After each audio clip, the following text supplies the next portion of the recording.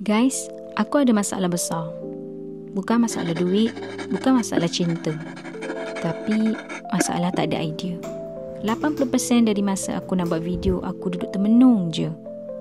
Tengok dinding, tengok kipas, tengok telefon, tapi kosong. Sumpah kosong. Macam mana orang lain boleh ada idea setiap hari? Diorang ni minum air apa? Makan suplemen apa? Aku dah try macam-macam cara.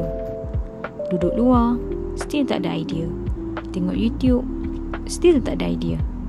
Buka TikTok, scroll sejam, okay, aku distracted. Tapi aku baru sedar sesuatu.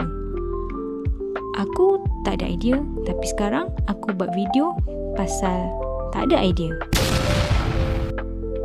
Moral of the story, jangan tunggu idea jatuh dari langit. Just buat. Even kalau kau tak ada idea, cerita je pasal struggle kau. Sebab trust me, ramai yang relate. Kalau korang pun selalu stuck macam aku, komen sama kat bawah. Dan kalau ada tips macam mana nak dapat idea, share sekali.